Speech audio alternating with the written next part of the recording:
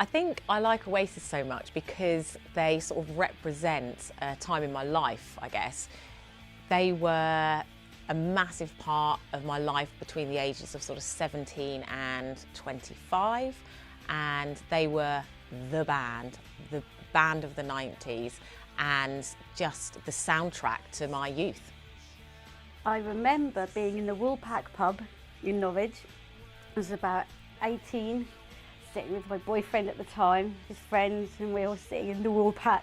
And everyone was dressed in like 90s clothes. And I remember that one of the guys in our group kept putting on the What's the Story Morning Glory album over and over on the jukebox.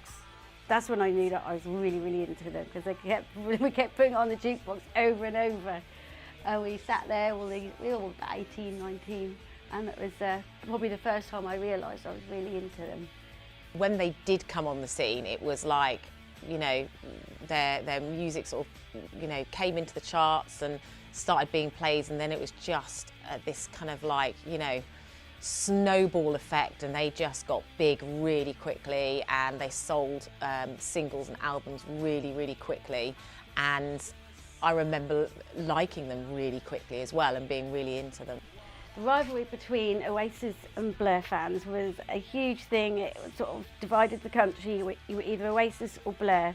You were either that kind of person, one or the other. It was a huge thing, and when they were both in running for #1, Blur with Country House, Oasis with Roll With It, there was a huge, huge rivalry, and it was like all about like who was going to hit #1. And it was like, it divided the country. They said like, you're either an Oasis fan or Blur fan. And it was almost a class thing. People said you're more working class if you support it, if you were like the Oasis fan. You're sort of more middle class if you were the Blur fan.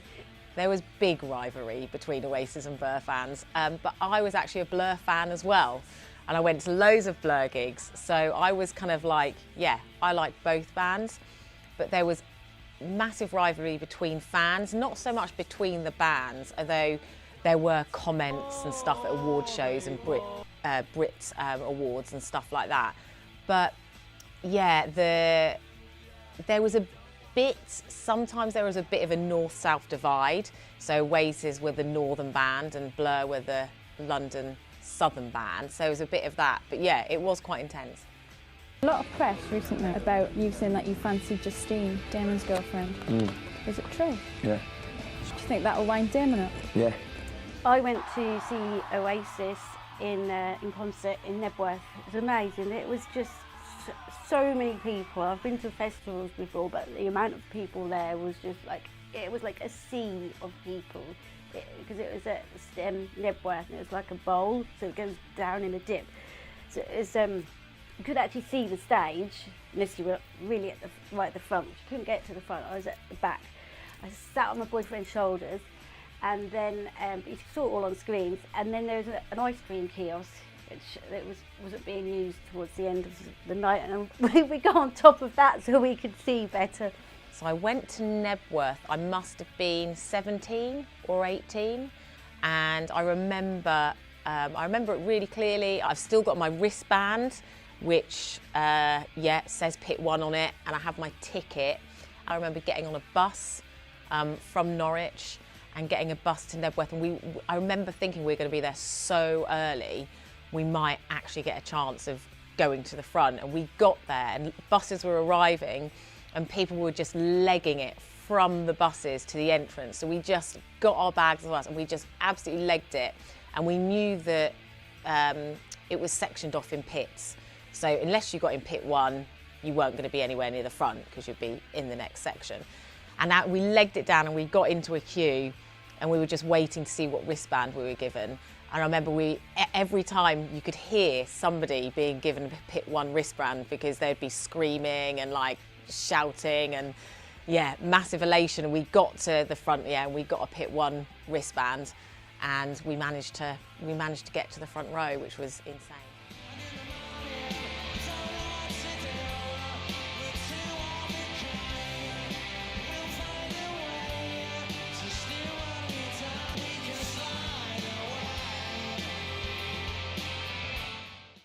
The energy was so high.